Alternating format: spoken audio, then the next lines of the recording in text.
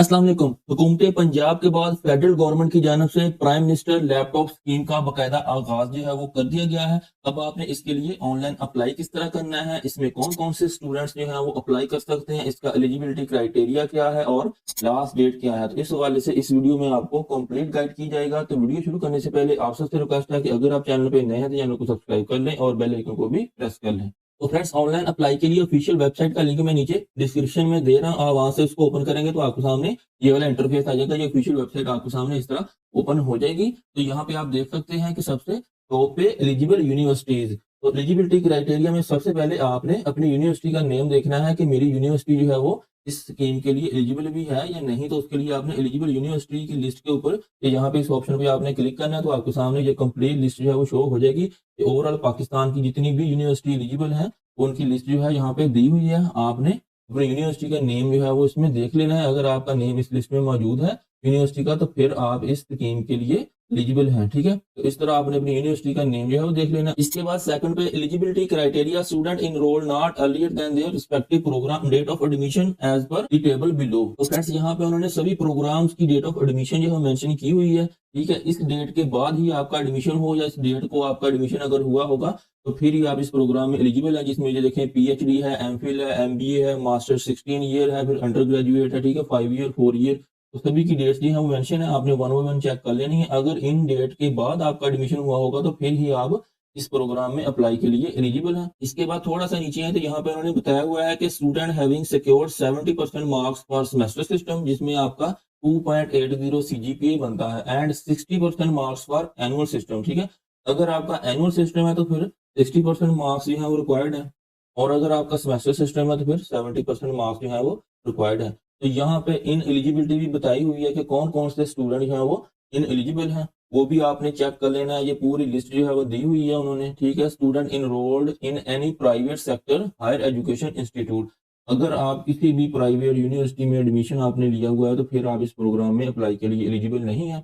और सबसे important, student enrolled at any government degree and post graduate college and affiliated college. ठीक है, बेशक वो गवर्नमेंट का कॉलेज है, वो एफिलेटेड कॉलेज है। ठीक है, तो किसी यूनिवर्सिटी के साथ एफिलेटेड है, वो पोस्ट ग्रेजुएट कॉलेज है, तो फिर भी आप इस प्रोग्राम में अप्लाई के लिए एलिजिबल नहीं है। क्योंकि पहले जो पंजाब गवर्नमेंट की जानिब से स्कीम आई है लैपटॉप की, उसमें जितने भी डिग्री कॉलेज या पोस्ट ग्रेजुएट कॉलेज के स्टूडेंट थे वो उस स्कीम में अप्लाई के लिए एलिजिबल थे। लेकिन जो प्राइम मिनिस्टर वाली ये वाली स्कीम है, इसमें डिग्री कॉलेज या पोस्ट ग्रेजुएट कॉलेज के स्टूडेंट जो हैं वो एलिजिबल नहीं है। जस्ट यूनिवर्सिटीज और गवर्नमेंट यूनिवर्सिटीज के अब कैंपस के स्टूडेंट्स जो हैं वो इस प्रोग्राम में अप्लाई के लिए एलिजिबल है। तो इस तरह आपने कंप्लीट इन एलिजिबल लिस्ट जो है उसको रीड आउट कर लेना है। वीडियो जो है वो लेंथी हो रही है। तो फ्रेंड्स, अब देखते हैं कि आपने इसके लिए ऑनलाइन अप्लाई किस तरह करना है। तो उसके लिए आपको टॉप राइट साइड पे अप्लाई नाउ का ऑप्शन जो है मिल रहा है, इसके ऊपर आपने क्लिक कर देना है। जैसे ही क्लिक करेंगे तो आपके सामने इस तरह रजिस्ट्रेशन फॉर्म जो है ये ओपन हो जाएगा। तो सबसे पहले आपने यहाँ पे अपना सीएनएसी नंबर लिखना है विदाउट डैशेस। ठीक है, और उसके बाद आपने यहाँ पे inter captcha I am not a robot, इस ऑप्शन पे आपने इस तरह क्लिक कर देना है और यहाँ पे सबमिट कर देना है। ठीक है, जैसे ही आप अपना आईडी कार्ड का नंबर यहाँ पे लिखेंगे तो सिस्टम आपको बता देगा कि आपका आईडी कार्ड का नंबर जो वैलिड है या आप अप्लाई कर सकते हैं या नहीं। तो आपने अपना सीएनएसी नंबर यहाँ पे इंटर करना है। ठीक है, और उसके बाद यहाँ पे सबमिट कर देना है। तो फ्रेंड्स, जैसे ही आप सबमिट करेंगे तो आपको सामने ये देखें इंस्ट्रक्शन वाला पेज जो है वो शो हो जाएगा।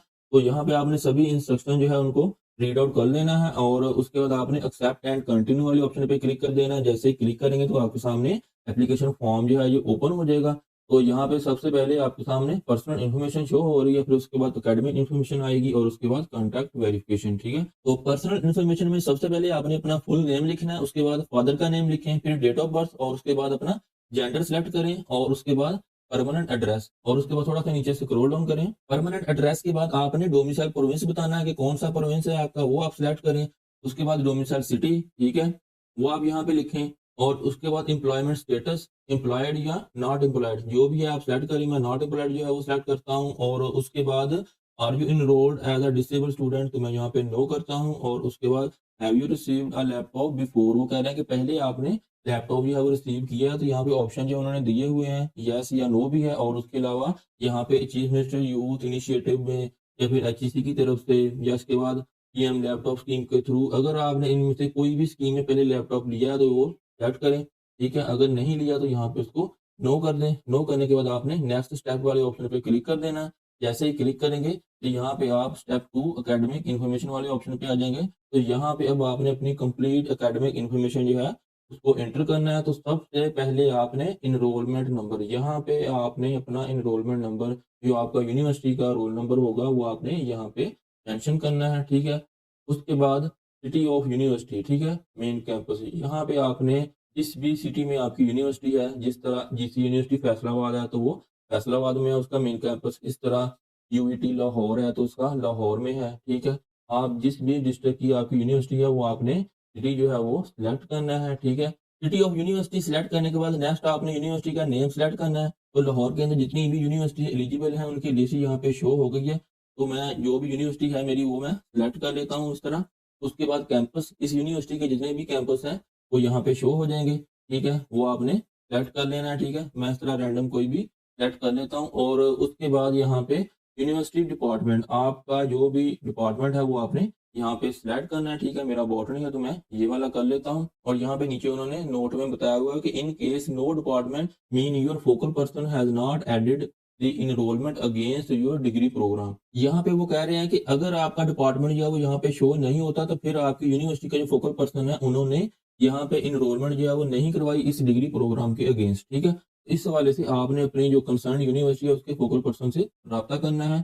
तो उधर से ही आपको इस हवाले से कंप्लीट इन्फॉर्मेशन जो है वो मिलेगी। उसके बाद डिग्री लेवल, ठीक है, यहाँ पे आपने डिग्री लेवल जो बताना है कि आपका मास्टर है, पीएचडी है या बैचलर डिग्री है या 16 ईयर जो भी है। इसके बाद डिग्री प्रोग्राम करंटली इनरोल्ड, तो यहाँ पे आपने सेलेक्ट करके ये देखें बीएस ऑनर में सेलेक्ट करता हूँ। उसके बाद ड्यूरेशन ये ऑटो पे आ गया 4 ईयर। और इसके बाद date of admission in current degree programme, आपने यहाँ पे अपनी एडमिशन डेट वो मेंशन करनी है, ठीक है। एलिजिबिलिटी क्राइटेरिया में उन्होंने एडमिशन डेट जो है वो मेंशन की हुई है। अगर उसके बाद की आपकी एडमिशन डेट है तो फिर आप यहाँ पे एलिजिबल होंगे। तो डेट ऑफ एडमिशन के बाद डेट ऑफ कंप्लीशन जो है वो ऑटो पे यहाँ पे फिल हो जाएगी। उसके बाद सिस्टम एनुअल है या सेमेस्टर वो आपने बताना है, ठीक है, मेरा सेमेस्टर है। और इसके बाद आपने अपना सेमेस्टर बताना है कि कौन सा सेमेस्टर है। तो मैं यहाँ पे फिफ्थ सेमेस्टर जो है सिलेक्ट करता हूँ। तो यहाँ पर नीचे उन्होंने नोट में भी बताया हुआ है कि select the semester passed as of March 30 2025, ठीक है।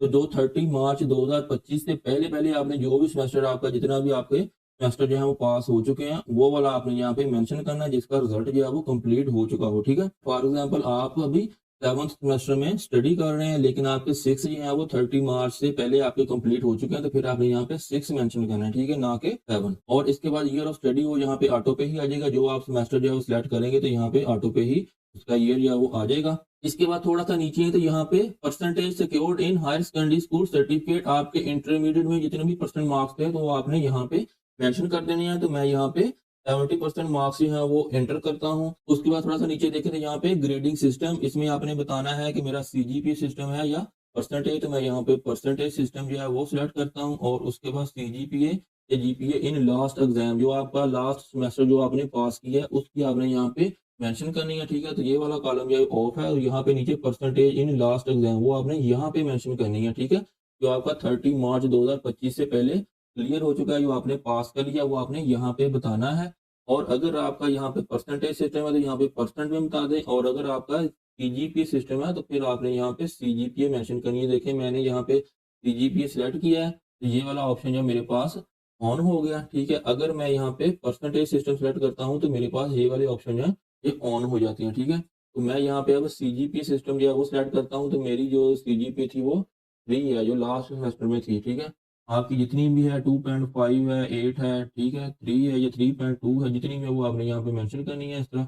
और उसके बाद यहाँ पे देखें परसेंटेज ऑटो पे ही फिल होगी। अगर मैं यहाँ पे परसेंटेज सिलेक्ट करता, ठीक है, और वो मेंशन करता तो यहाँ पे सीजीपी ऑटो पे फिल हो जानी थी। तो ये चीज़ें आपने इनको ध्यान के साथ एंटर करना है। और उसके बाद आपने नेक्स्ट स्टेप जो है उसके ऊपर क्लिक कर देना है।